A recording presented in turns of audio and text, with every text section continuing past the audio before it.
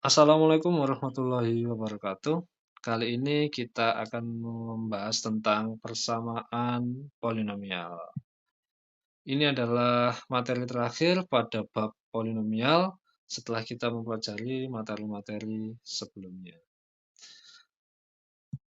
Persamaan polinomial ini bisa kita tuliskan menjadi AN X pangkat N ditambah AN min 1 X pangkat N min 1 ditambah AN min 2 X pangkat N min 2 ditambah dan seterusnya ditambah A1X ditambah A0 sama dengan 0 dengan AN tidak sama dengan 0 dan N bilangan asli. Ya, jadi itu bentuk persamaan polinomial.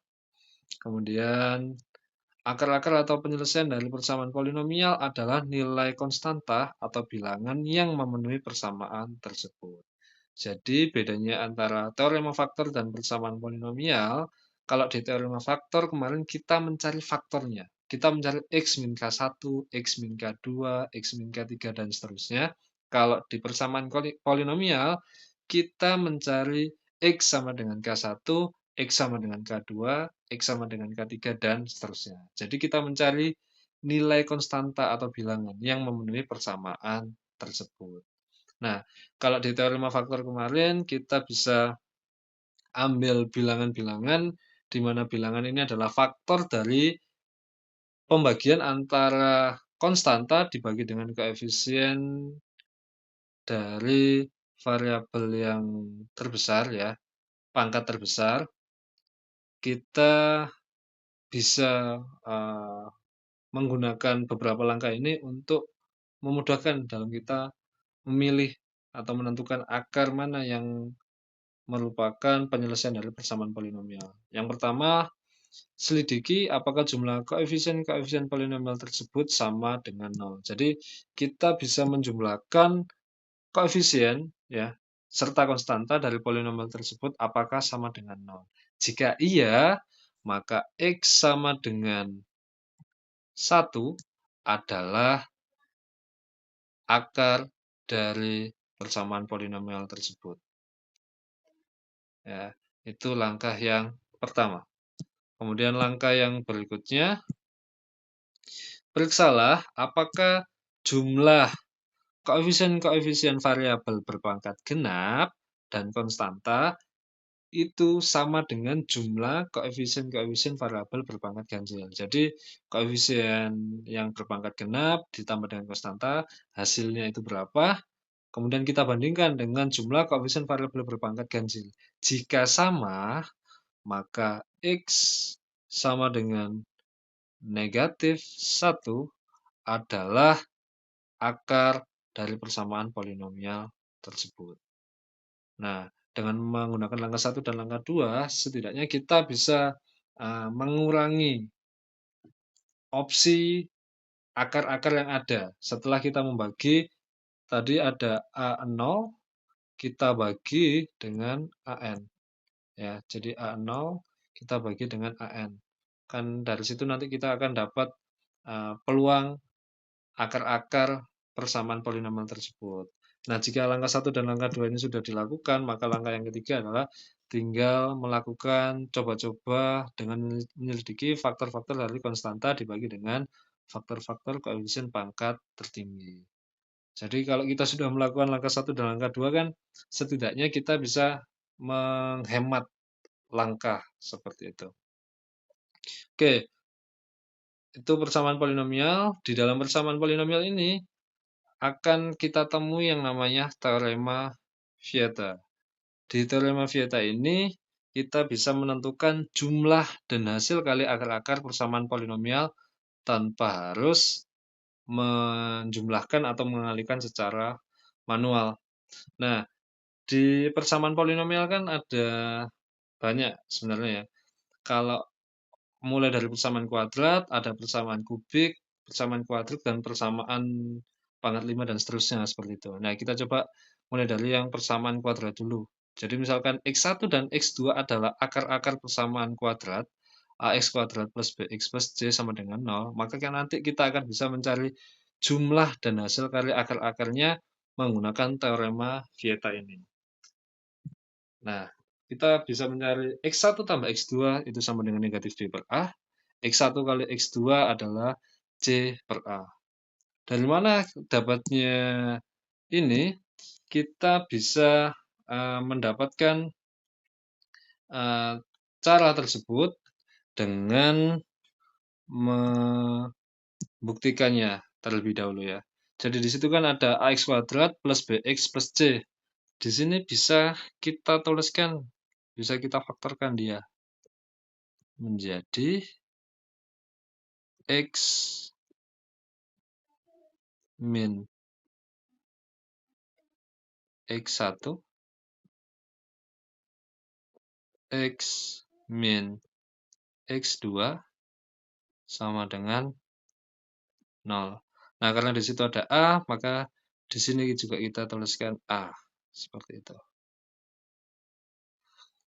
Nah, dari sini kemudian bisa kita kalikan ya, X dengan X dengan min X2, min X1 dengan X, min X1 dengan min X2.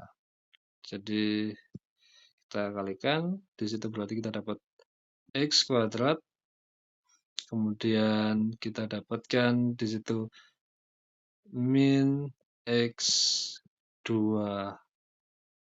X, kemudian min X1 X, kemudian di situ ada plus ya berarti X1 X2 sama dengan 0. Kemudian kita kalikan dia jadi AX kuadrat. Kemudian di situ kan ada min X1 min X2. Ya, ada min X1 min X2. Jadi min X2X min X1X. Ini bisa kita tuliskan jadi seperti ini. Min X1 plus X1 ini X2 X. Nah, kemudian kita kalikan dengan A. Bentuknya seperti itu. Kemudian yang di belakang adalah tinggal X1 X2. Nah, bentuk ini dia sama seperti bentuk ini. Jadi AX kuadrat plus BX plus C sama dengan 0. Nah, di sini berarti ada kesamaan polinomial ya. AX kuadrat sama dengan AX kuadrat, sudah sama. Nah, berarti koefisien B, ya, koefisien B dari variabel X ini, dia sama dengan negatif A X1 plus X2. Jadi, B di sini sama dengan negatif A X1 ditambah X2. Berarti X1 tambah X2 adalah B per negatif A. Kemudian C di situ dia sama dengan, oh ini tadi belum kita kalikan A ya. Di sini harusnya ada A. Ada A. Di situ ada A kali X1 dikali X2. Jadi X1 kali X2 sama dengan C dibagi dengan A. Jadi kita dapat negatif B per A itu adalah X1 tambah X2 dan C per A itu adalah X1 kali X2 didapatkan dari sini. Nah, dengan menggunakan cara yang sama seperti pembuktian pada persamaan kuadrat, kita bisa mendapatkan untuk di persamaan kubik, kalau kita jumlahkan semua, kalau persamaan kuadrat tadi kan akar-akarnya ada 2. Kalau persamaan kubik berarti nanti akar-akarnya ada 3. Ini kalau kita jumlahkan, X1 tambah X2 tambah X3, dia adalah negatif B per A. Kalau penjumlahan dari dua akar ya, X1 kali X2 ditambah X1 kali X3 ditambah X2 kali X3, dia adalah sama dengan C per A. Kemudian X1 dikali X2 dikali X3 sama dengan negatif D per A. Jadi sudah ketemu, mulai kelihatan polanya ya. Tadi negatif B per A, C per A, kemudian di sini ada lanjutan negatif D per A. Itu persamaan kubik. Bagaimana kalau persamaan bentuk yang berpangkat 4 atau persamaan kuartik? Kalau persamaan kuartik berarti nanti akarnya ada 4, ada X1, X2, X3, dan X4. Kalau kita ingin mencari penjumlahan dari X1 tambah X2 tambah X3 tambah X4 adalah negatif B per A. Kalau penjumlahan dari dua akar, X1, X2 ditambah X1, X3 ditambah X1, X4 tambah X2, X3 tambah X2, X4 tambah X3, X4, dia adalah sama dengan C per A. Kemudian kalau penjumlahan dari tiga akar, X1, X1, X1, X2, X3 tambah X1, X2, X4 tambah X1, X3, X4 tambah X2, X3, X4 adalah negatif D per A. Dan kalau perkalian ke 4 akarnya, X1 kali X2 kali X3 kali X4 adalah E per A. Jadi tadi ada negatif B per A, ada C per A, ada negatif D per A, ada E per A.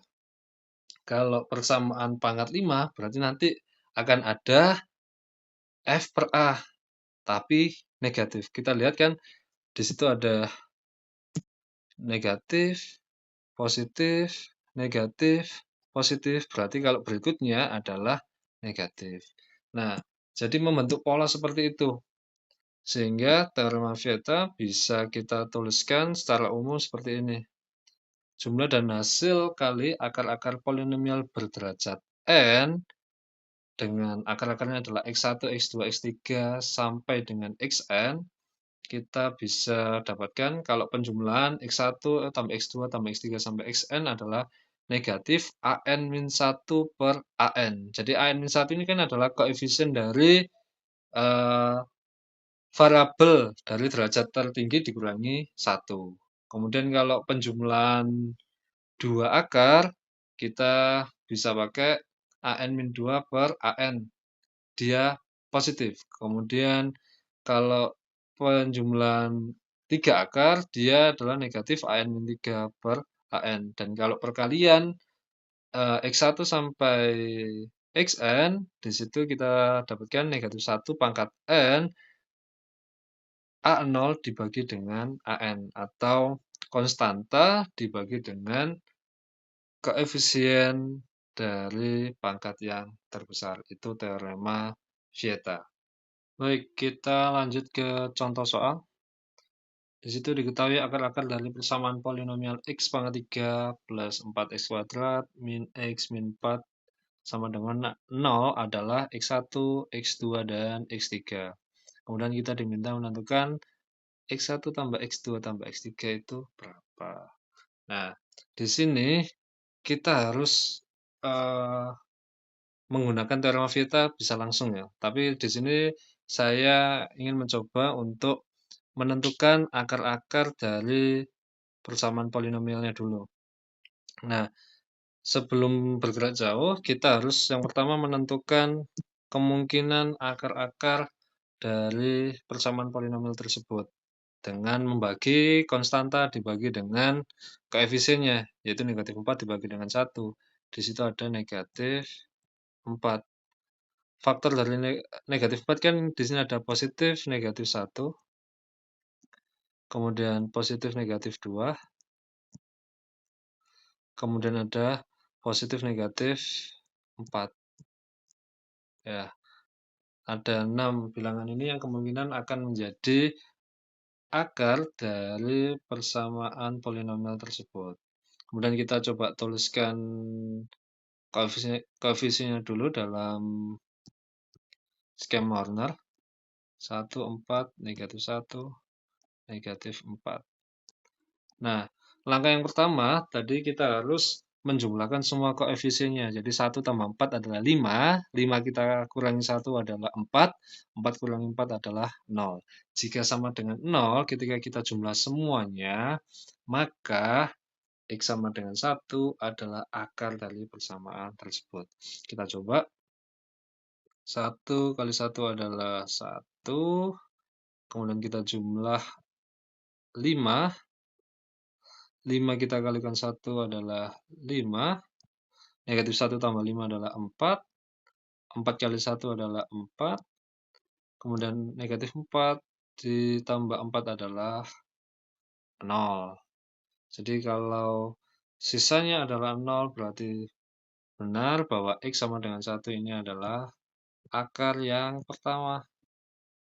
Kemudian kita coba kalau di teorema faktor kemarin langsung kita faktorkan. Kalau di sini kita coba tetap menggunakan Horner ya. Di situ ada 1, 5, dan 4. Ini kan sebenarnya X kuadrat tambah 5X ditambah 4.